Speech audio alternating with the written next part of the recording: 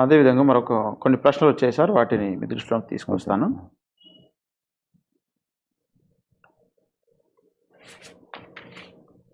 Sir ఈయన పెనమర్తి సుబ్బరాజు గారు యేసుక్రీస్తు పాపరహితుడా అంటూ పెన్మెత్స, వారి ఇంటి పేరు పెన్మెత్స. పెనమెస్స సుబ్బరాజు గారు ఉమ్, అంటున్నారు. ఉమ్. ఆదాం హవ్వలు పాపము చేశారు, వారి నుండి పుట్టినదే మరియమ్మ కదా. మరియమ్మ ద్వారా పుట్టినటువంటి యేసుక్రీస్తు ప్రభువుల వారు ఎలా పాపరహితుడవుతాడు?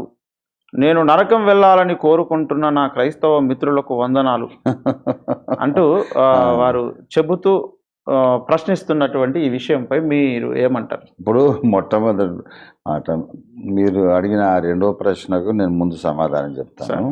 ఉమ్, సుబ్బరాజు గారు కానీ ఉమ్, ఏ మానవుడు కానీ ఉమ్, నరకానికి వెళ్ళాలని క్రైస్తవులు కోరుకోవడం లేదు. ఉమ్, వారు నరకానికి వెళ్ళాలని కోరుకునే వాళ్ళమైతే ఉమ్. తప్పించుకునే మార్గం ఎందుకు చెప్తాం? ఆ, అంతే Silent గా ఉంటాం.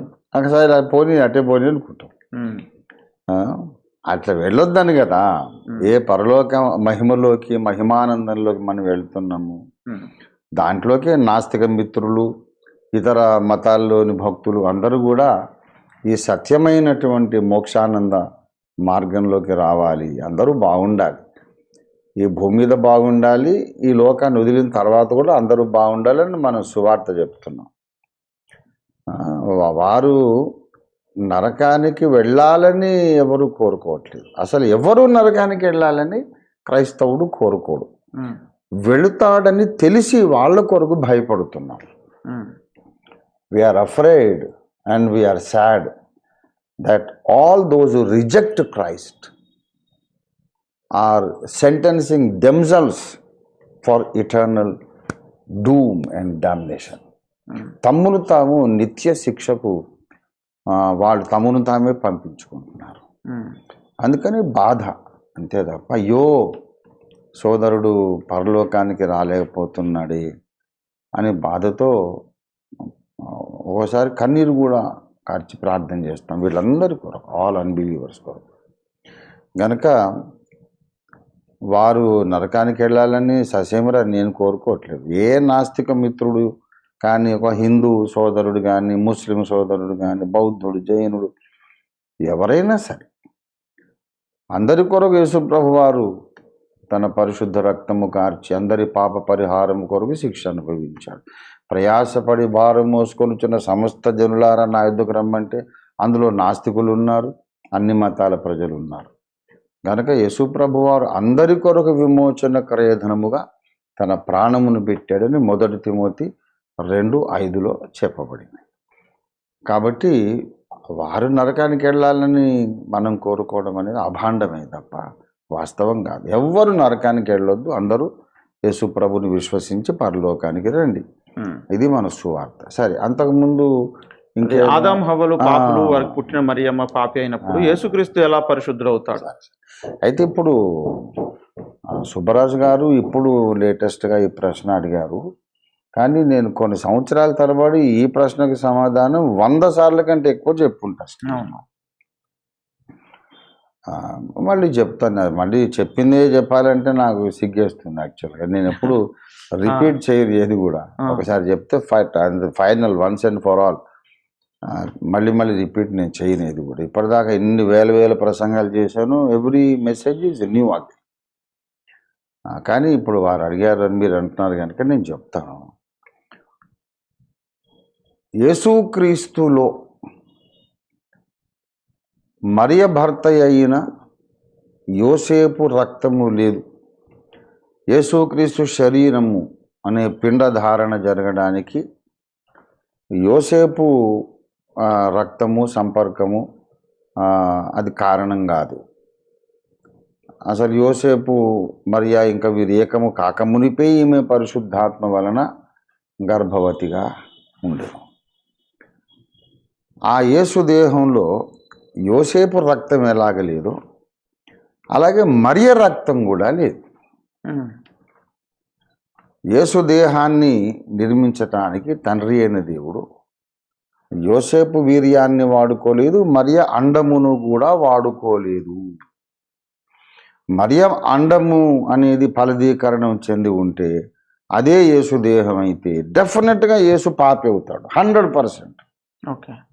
ఎందుకంటే మరియములో ప్రవహించినటువంటి రక్తం ఆదాము హవ్వల రక్తమే. అదే యేసులోకి వచ్చి నాకు ఇంకా ఈయన పాపి కాకుండా ఎలా పోతాడు? అయితే మరియమ్మలో ప్రవహించింది ఆదాము హవ్వల రక్తమే కానీ మరియమ్మలో ప్రవహించిన రక్తం యేసులోనికి రాలేదు. బికాజ్ మరియమ్మ యొక్క ఓవం, ఆమె యొక్క అండమును దేవుడు వాడుకోలేదు.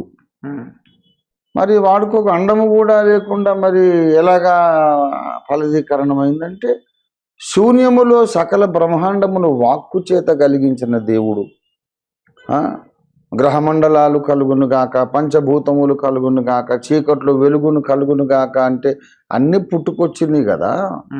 అలాగే ఆ కన్యమరియ గర్భ సంచిలో ఒక పిండము, నూతన శిశువు పిండము కలుగును గాక అన్నాడు, కలిగిందంతే.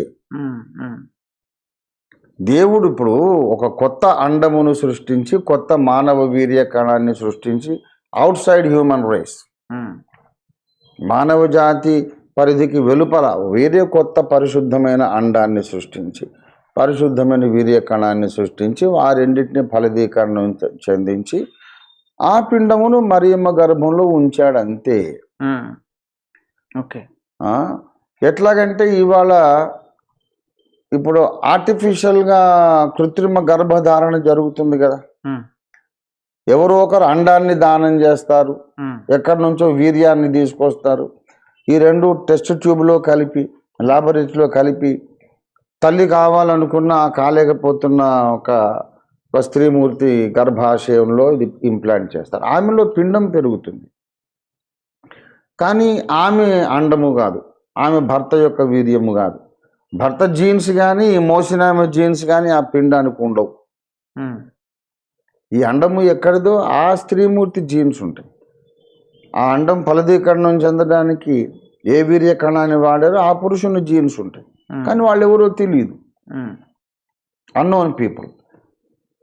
కనుక ఇప్పుడు మానవుడే ఇంత సైన్స్ డెవలప్ చేసి ఒక స్త్రీమూర్తి గర్భాశయంలో పెరిగేటటువంటి ఆ అండము ఆ పిండము ఈమెకేమి సంబంధం లేకుండా అలాగా సాధ్యమైనప్పుడు సర్వశక్తి గల దేవుడు శూన్యములో సకల ఆకాశ మహాకాశములు పరమాకాశమును సృష్టించిన గొప్ప దేవుడు ఒక చిన్న కన్య గర్భంలో ఒక పిండమును కలుగునుగాక అని సృష్టించలేడా? సృష్టించగలడు. యోసేపు రక్తం యేసులో లేదు, మరియ రక్తం కూడా యేసులో లేదు. మరియమ్మ వరకు ఆదాము హవ్వల రక్తమే. యేసు దగ్గర నుండి ఏంటంటే ఆమె రక్తం లేకుండా, ఆమె అండము కాకుండా కొత్త అండము కొత్త పిండమే కాబట్టి యేసు కార్చినది దేవుని రక్తం అని అపోస్తలుల కార్యాలు 20వ అధ్యాయం 28వ వచనంలో రాయబడి ఉంది. దేవుడు తన స్వరక్తమిచ్చి సంపాదించిన సంఘమును కాయుటకు పరిశుద్ధాత్మ మిమ్మును దేని యందు అధ్యక్షులుగా ఉంచెను. ఆ సంఘమును గూర్చి మిమ్మును గూర్చి జాగ్రత్తగా ఉండండి అని ఎఫెసు సంఘ పెద్దలకు పౌలు భక్తుడు చెప్పాడు, acts 20th chapter 28th verse.